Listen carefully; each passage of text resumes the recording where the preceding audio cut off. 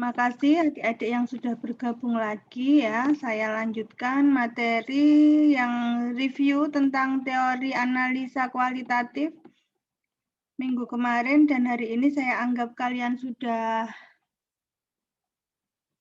bisa ya. Saya menganggapnya seperti itu. Mudah-mudahan ya memang sudah bisa. Kalau ada yang lupa atau ingin ditanyakan, silahkan ditanyakan. Nanti sambil jalan.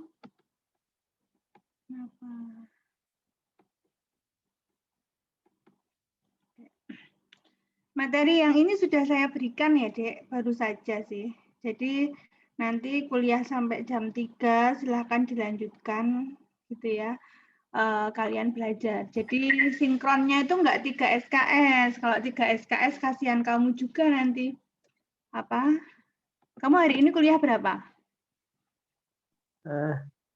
Tadi cuma nganu Bu, asistensi. Asistensi praktikum kimia organik ya? Iya, asistensi baru, belum praktek. Sama siapa? Mbak Sari, Mbak Perwita, Bu Perwita Sari. Iya Bu. Ya. Saya lanjutkan. Ini tadi sebenarnya soal apa tuh? Soal minggu lalu tentang titrasi asam basa itu sudah mengantar atau mewakili bab yang titrasi ada 3 tadi ya. Yang pertama adalah titrasi asam basa. Tapi sebelum kita masuk, kita harus tahu dulu apa itu volumetri. Jadi, analisa kuantitatif itu ada gravimetri, kuantitatif dan kualitatif ya. Kalau kuantitatif itu kamu bisa mengetahui kadar, tapi kalau kualitatif itu hanya sekedar mengetahui zatnya apa saja, tapi tidak tahu kadarnya berapa. Nah, kalau kuantitatif ini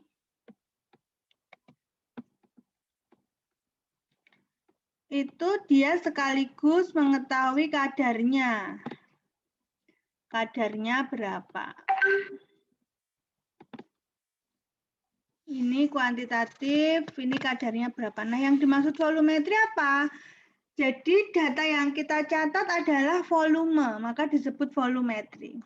Karena selain volumetri nanti ada namanya gravimetri. Nah, kalau gravimetri itu yang kita peroleh datanya adalah berat atau massa. Gravimetri. Kalau ini volumetri. Maka yang disebut volumetri adalah kita mengukur volume. Maka tadi kan NaOH, kalau tadi kan hanya sekedar apa ya, kalian mereview biar kalian mencangkup semua rumus asam basa kan. Tapi yang namanya titrasi itu ya berhentinya saat titik akhir titrasi itu. Kalaupun kelebihan, yang rumus yang D tadi, kelebihan kan itu tadi yang soal D, kelebihannya enggak yang 10 mili, namanya kelebihan itu 1 tetes aja gitu loh. Jangan sampai, tadi kan titik akhir titrasinya di 50 mili kan, karena asamnya kan 50 mili. Nah, jangan sampai 10 mili, tadi kan kelebihannya NaOH 60 mili, itu kan hanya sekedar soal ya. Namanya kelebihan 1 tetes itu efeknya sudah luar biasa gitu. Luar biasa kesalahannya gitu loh maksudnya. Nah, zat yang dapat bereaksi secara kuantitatif dengan zat yang akan ditentukan. Analisa volumetri menentukan kadar zat berdasarkan pengukuran volume, maka disebut volumetri. Disebut juga titrasi. Nah, ini ya tadi.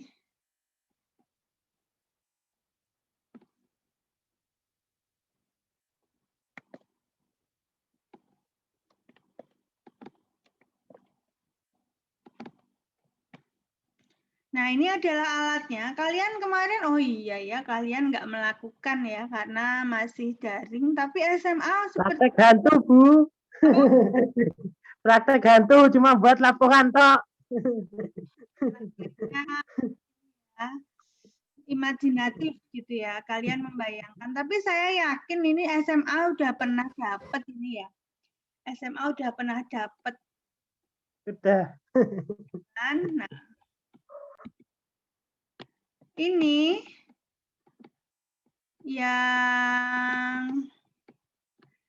yang disebut buret ya, ini adalah buret. Kemudian yang ini adalah gelas Erlenmeyer. Erlenmeyer kamu pegangnya pakai tangan kanan.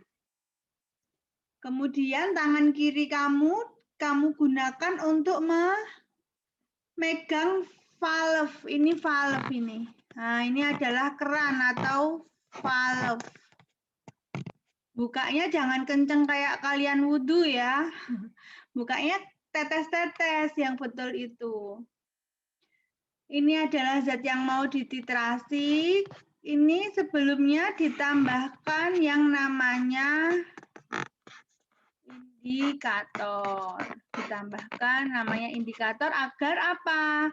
Agar pada saat titik akhir titrasi itu ada perubahan yang bisa kita saksikan. Di bawah ini perlu dilambari sesuatu yang berwarna terang, misalnya keramik atau kertas berwarna putih. Karena perubahan yang bisa kita saksikan itu adalah di titrasi asam basa ini perubahan warna. Nah, supaya kita bisa dengan cepat mengidentifikasi titik akhir titrasi ketika ada perubahan warna. Tangan kanan digunakan untuk menggoyangkan Erlenmeyer, mengocok ya, dikocok Erlenmeyernya itu saat si larutan standarnya atau zat penitrasinya itu diteteskan sedikit demi sedikit. Begitu.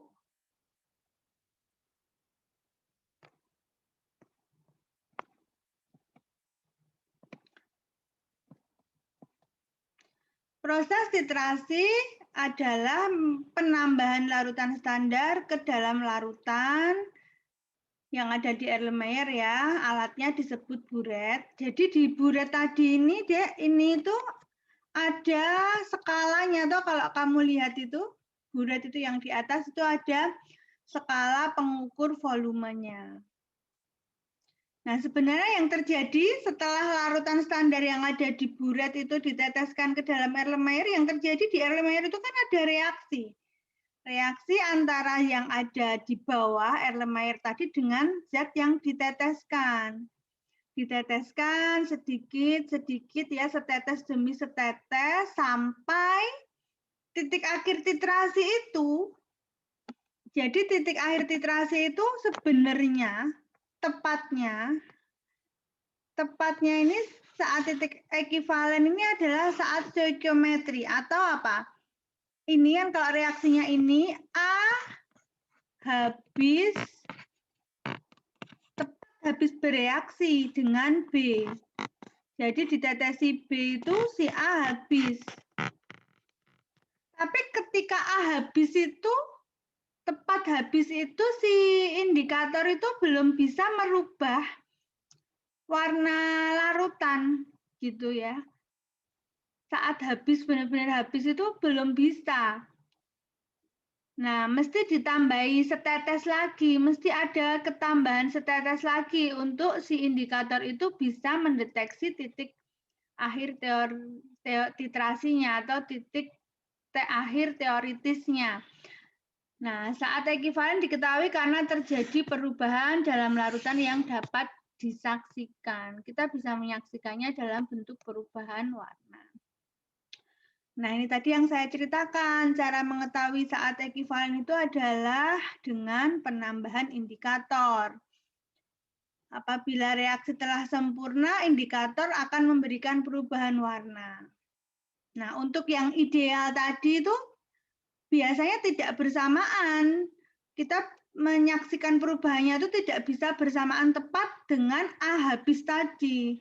Mesti ada kelebihan setetes, 2 tetes ya. Dalam prakteknya saat A habis tadi yang ada di Erlenmeyer itu habis bereaksi dengan si larutan yang ada di buret itu, itu tidak pernah terjadi. Nah, mesti ada kesalahan titrasi, mesti ada kelebihannya, kelebihan tetesan larutan standar untuk mengetahui perubahan tadi.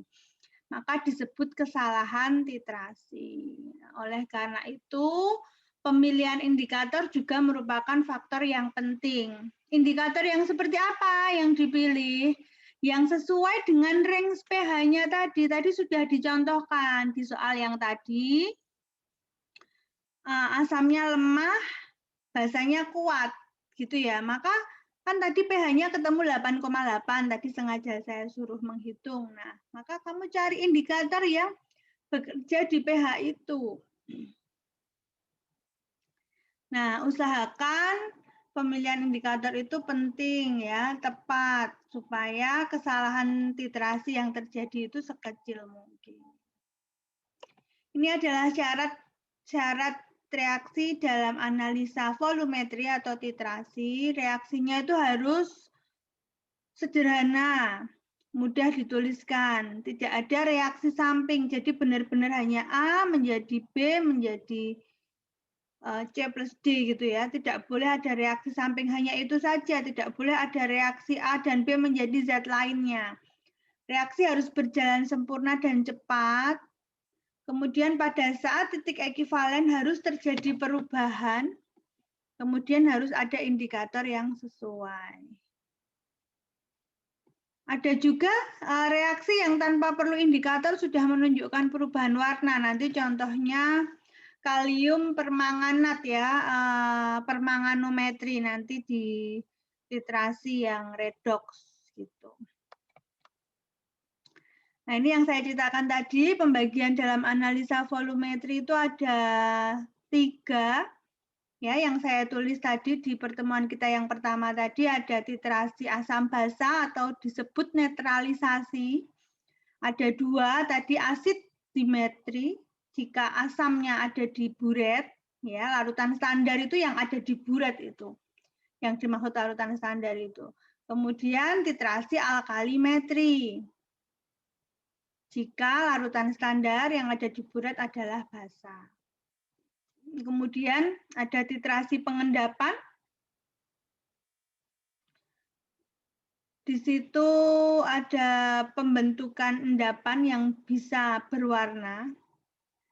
Bisa tidak ya, ada yang berwarna putih gitu ya, ada pembentukan senyawa kompleks gitu. Yang ketiga, yang akan kita bahas adalah titrasi redox. Jadi kalau yang asam basa itu reaksinya reaksi penetralan, kalau yang titrasi redox ya reaksi yang terjadi antara larutan standar sama yang ada di buret adalah reaksi redox, kenaikan dan penurunan bilangan oksidasi di situ. Nanti kan kalian sudah ingat ya.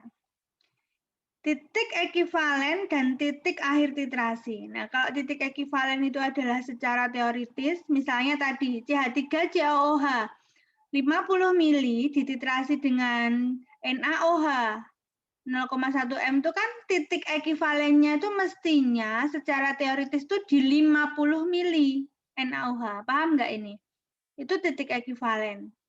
Tapi kalau titik akhir titrasi itu adalah prakteknya. Prakteknya kalian di lab itu kamu mengakhirinya kapan? Kan sesuai dengan penglihatan kamu berubahnya mana. Ya kan? Pada saat 50 tepat NaOH menetes itu, diteteskan 50 tepat di soal nomor C, itu belum ada perubahan. Ya kan? Sebenarnya itu sudah titik akhir titrasi, titik akhir teoritis. Tetapi kamu belum bisa menyaksikan, maka kan tetap kamu teteskan sampai si di Erlenmeyer itu berubah, gitu kan? Nah, ditambahkanlah si larutan standar itu, buretnya masih tetap dibuka valve-nya, 1 tetes lagi misalnya baru terlihat warna yang berbeda, misalnya menjadi orange, gitu ya, warnanya. Nah, titik akhir titrasi itu pasti kelebihan.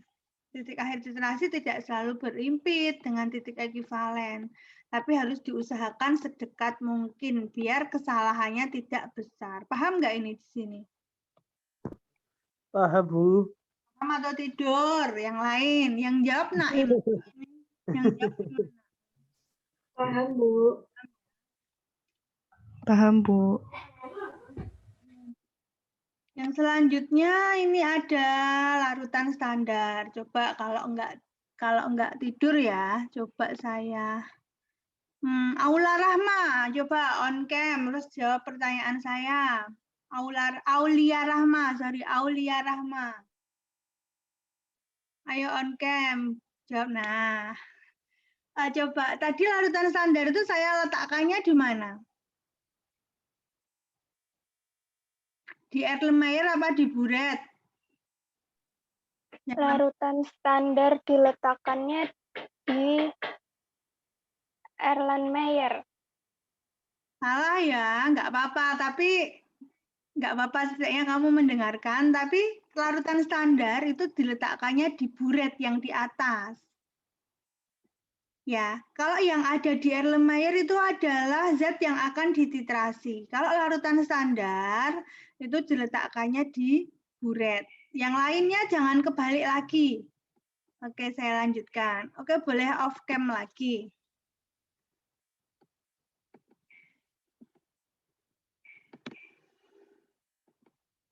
Oke, jadi karena ini bahasan selanjutnya adalah tentang larutan standar. Jadi larutan standar ini adalah larutan yang sudah diketahui konsentrasinya. Sudah diketahui konsentrasinya. Larutan standar itu ada dua, larutan standar primer dan larutan standar sekunder. Coba. Jadi ini itu letaknya di buret ya, jangan kebalik. Buret itu yang ada di atas, yang kita teteskan. Nah, ini yang ada di atas yang kita teteskan. Kemudian, larutan standar itu adalah larutan yang kita ketahui konsentrasinya. Kita sudah pegang konsentrasinya itu. Karena apa? Kita tuh mau mencari konsentrasi yang ada di Erlenmeyer, yang ada di bawah. Nah, larutan standar itu sendiri itu ada dua macam, primer dan sekunder. Ketika yang kita gunakan adalah larutan standar primer, maka kita langsung bisa memakai konsentrasi itu. Kita gunakan sebagai acuan untuk menentukan sampelnya. Sampel itu ada di Erlenmeyer. Ketika yang digunakan adalah larutan standar primer. Tetapi jika yang digunakan adalah larutan standar sekunder, kita harus menstandarisasi dulu larutan sekunder itu dengan larutan standar primer gitu. Jadi gini, tadi ada NaOH 0,1 M. NaOH itu adalah termasuk larutan standar sekunder, Dek. Nah, ceritani dulu ya sebelum saya masuk ke yang lain-lain. Jadi NaOH itu adalah tergolong yang larutan standar sekunder, dia tidak murni.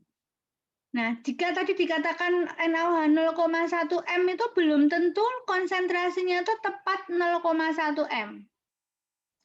Bisa jadi dia 0,1005 M gitu ya. Atau bisa jadi dia 0,0986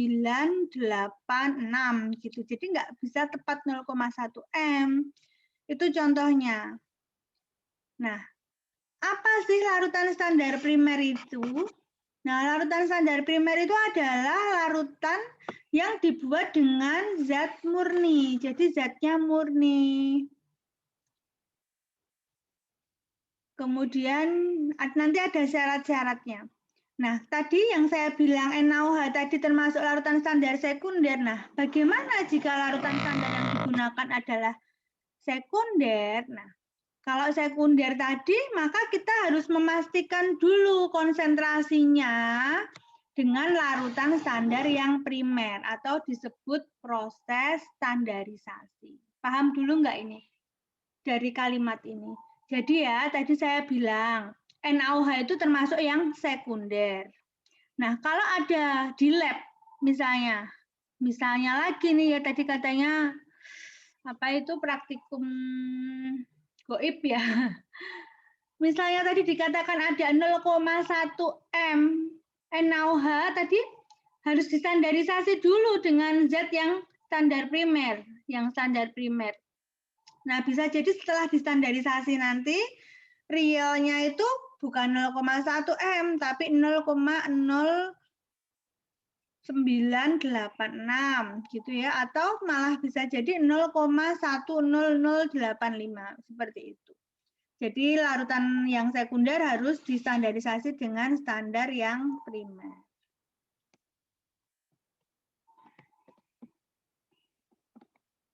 Maaf Bu, izin bertanya Bu. Silakan. Siapa namanya? Fadliatul Bella Bu. Itu gimana ya Bu? Kita bisa tahu bahwa itu tuh larutan primer dan larutan sekunder gitu Bu. Terima kasih. Bella ya, Bella. Oke. Ini Dek. Taunya sekunder dan primer itu ini.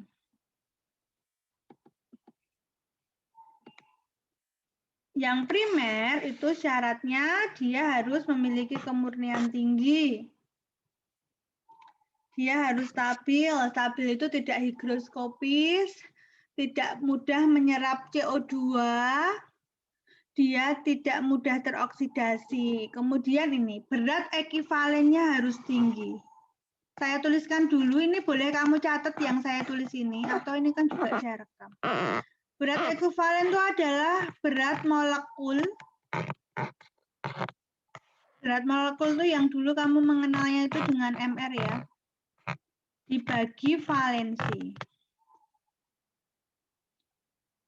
Nah, NaOH itu tidak termasuk tinggi tadi ya, kan saya bilang dia sekunder. NaOH itu kan 23O6 itu 40 BM-nya. Dibagi valensi NaOH itu 1 kan, valensi basa.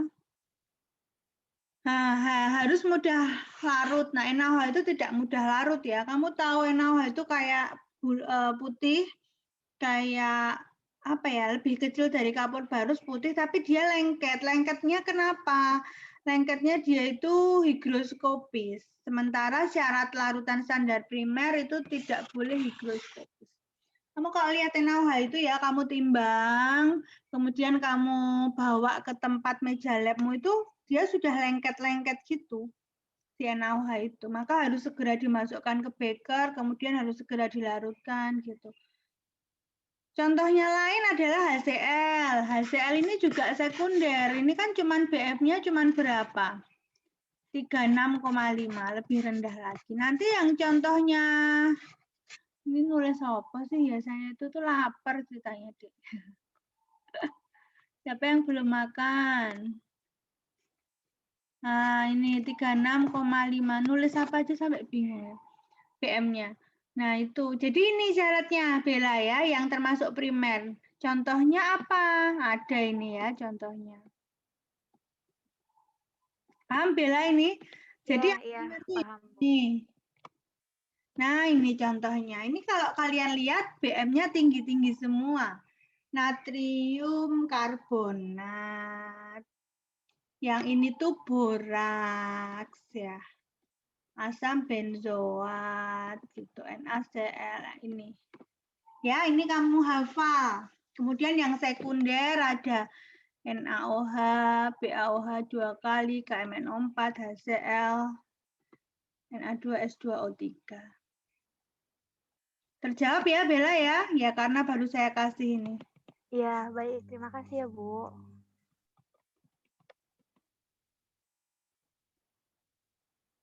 Ini adalah contoh membuat larutan standar primer. Ini ada asam oksalat. Asam oksalat itu termasuk yang primer, ya. Nah, H2C2O4 itu ya termasuk yang primer. Contoh membuat larutan standar primer ya. Melarutkan, misalnya kamu menimbang 1,2601 gram, karena menimbang itu susah-susah gampang ya. Pengennya sih 1,25 misalnya. Tapi kelebihan, ya kelebihan ya nggak apa-apa lah, apa adanya itu dicatat. Ya, 1,2601 tapi segera dilarutkan dalam air sampai larut sempurna, tidak boleh ada yang berjajaran. Cara menghitung konsentrasi ya tinggal ini, apa namanya, menghitung stoikiometri biasa itu, kalian nggak boleh lupa ya.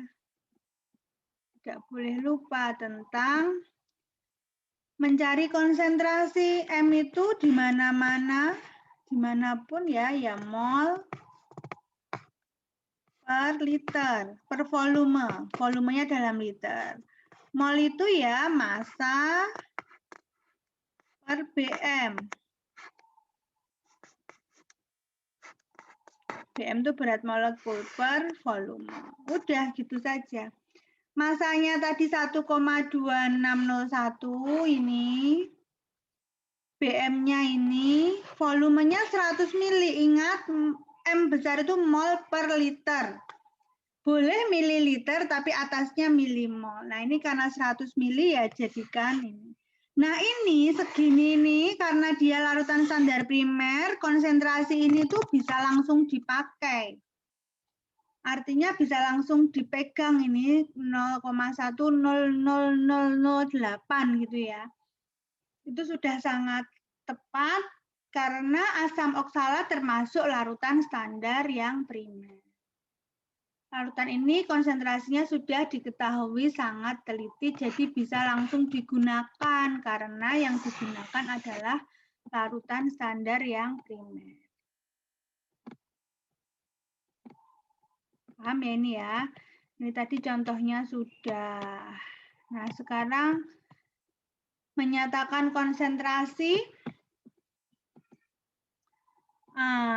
Persen berat sudah ya kemarin, maksudnya konsentrasi itu kan adalah zat terlarut per larutan totalnya, Jadi kalau dikatakan 5 gram NaCl, dikatakan 5% NaCl,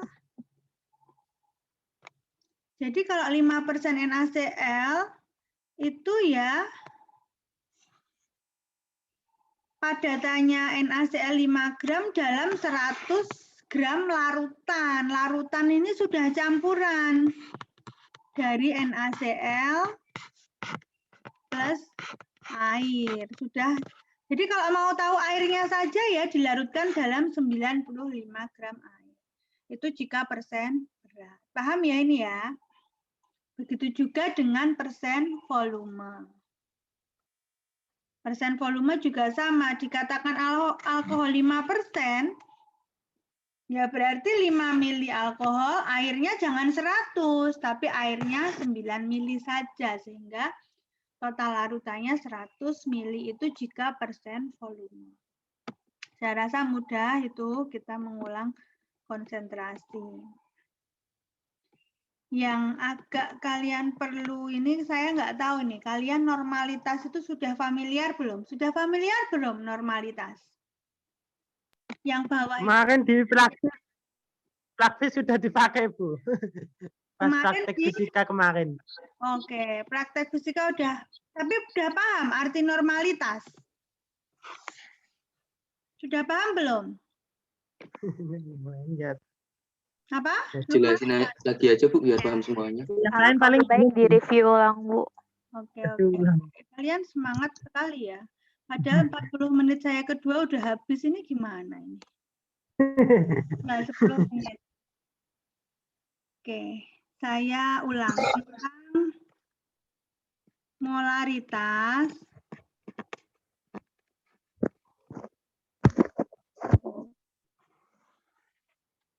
Yang sini normalitas.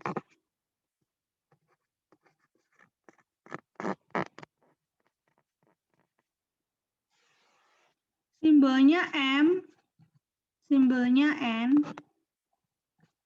Satuannya harus mol per liter, atau kalau bawahnya volumenya biasanya mililiter, atasnya harus milimol. Kalau normalitas ini adalah grek per liter.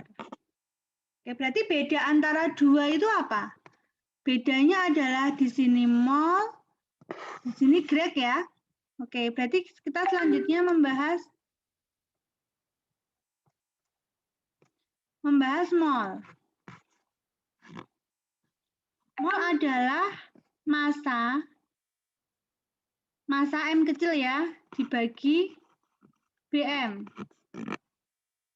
Ya, kemudian kan bedanya grek itu tadi. Grek apa kalau begitu? Mol per valensi. Bukan. Apa? Grek adalah massa, tetap massa per berat ekivalen tadi. Kan syarat larutan standar tadi berat ekivalennya yang tinggi. Tadi saya sempat nulis loh ya. Bedanya BE tadi apa? Berarti ini bedanya di sini ya. Rumusnya BM dan BE apa toh? BM dan BE itu?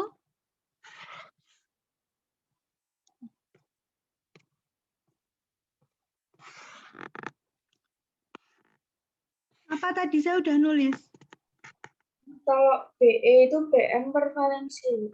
Oke, betul. BE adalah sama dengan BM dibagi valensi.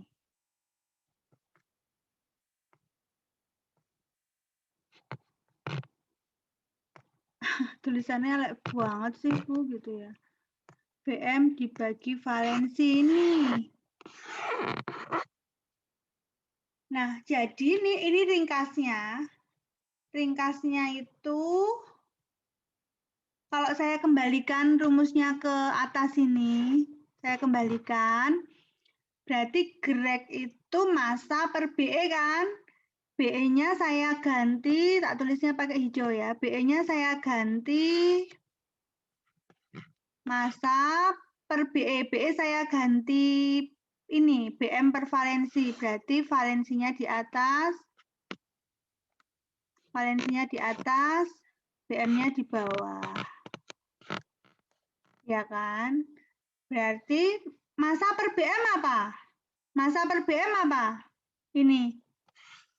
Massa per BM mol. Berarti grek apa sama dengan? Grek sama dengan mol dikali valensi. Paham nggak ini? Kalau saya kembalikan BE itu ke rumus yang atas. Paham ya? Ini kan setara nih, ini kan sejajar. Mol itu sejajarnya sama grek. Oh, ternyata grek itu adalah mol dikali valensi. Terus kalau saya ke ataskan lagi ke normalitas. Normalitas grek per liter. Greknya mol per valensi. Greknya saya ganti mol kali valensi kan. Ini kan greknya saya naikin nih. Ini kan grek ya. Ya kan, paham toh? Mol kali valensi per liter. Nah, sekarang muncullah mol per liter. Mol per liter apa? Molaritas. Molaritas. Oh, maka normalitas itu adalah molaritas dikali valensi. Paham nggak ini? Ya, jadi sebenarnya sejajarnya itu adalah molaritas normalitas.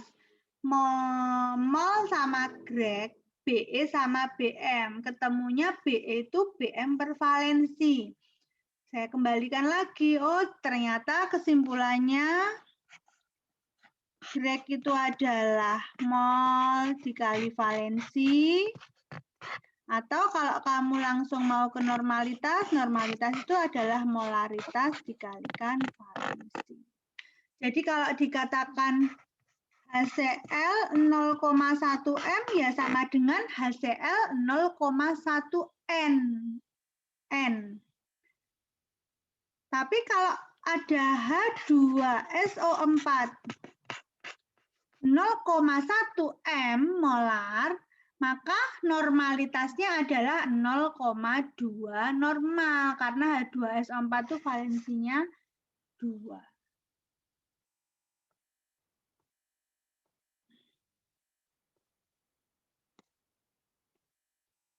Gitu. Ada yang ditanyakan? Saya tanya dong, Bu. Boleh. Eh, Apa namanya? Siapa nih yang Wahid, Bu. tanya? Siapa? Wahid, Bu. Oke, Wahid. Yang Ya. tadi kan indikator kan, Dong, on cam dong. Kalau ngobrol on cam, kalau mau tanya. nah ya, indikator mentil kan itu, Bu. Warnanya kan banyak, ada merah, kuning, merah, biru, hijau. Nah, itu tuh fungsinya sama semua atau tiap warna tuh fungsinya beda-beda gitu, Bu? Kalau warna itu sudah sifat bawaan, tetapi dia itu nanti bekerja pada range pH yang ditentukan. Kalau fungsinya sama, tapi memang dia itu, ini terlihat ya? Terlihat ya ini ya? Terlihat nggak share screen ya? Lihat, Bu. Kelihatan, Bu. Bentar, mana sih pH tentang pH? Nah ini. Ini ya, Wahid. Jadi dia itu warna ya. Ya ini, dia fungsinya sama. Fungsinya untuk mengetahui titik akhir titrasi. Jadi misalnya nih ya, Wahid, ini tinggal 1 menit ya. Gini Wahid. Misalnya timol ini aja. Yang ini nih, ini. Phenolphthalein. Kan tadi soal tadi itu kan soal yang tadi itu titik ekivalennya 8,8 ya, soal yang tadi. Benar? Halo Wahid. Iya, Bu. Iya, Nah, Bu. tadi kan titik ekivalennya di 8,8. Ya kamu jangan milih indikator yang ini. Nanti udah pH 3 udah berubah warna. Ya kan asam asetat. Jadi asam asetat tadi soal A kan mula-mula 3 ya pH-nya. Jadi di soal apa belum diapa-apain udah berubah warna gitu. Kan nggak bisa. Pilih yang tepat karena kamu udah tahu bahasanya kuat asamnya lemah maka milihlah indikator yang ini. Gitu aja. Kalau fungsinya sama. Jadi yang tadi itu gini Dek, kalau yang tadi CH3COH berarti di Erlenmeyer awalnya dia tidak berwarna. Tadi ketika masih mula-mula ditambah 10 mili NaOH ya masih tetap tidak berwarna. Sampai tepat 50 mili itu masih enggak berwarna. Tapi setelah ditambahi lagi berubah warna menjadi merah. Begitu. Paham ya Wahid? Iya, Bu. Nah, jadi warna itu itu memang sifatnya dia tidak berwarna pada pH asam dan dia berwarna merah pada pH basa dan dia berubah pada 8,8. Dia waktunya udah habis.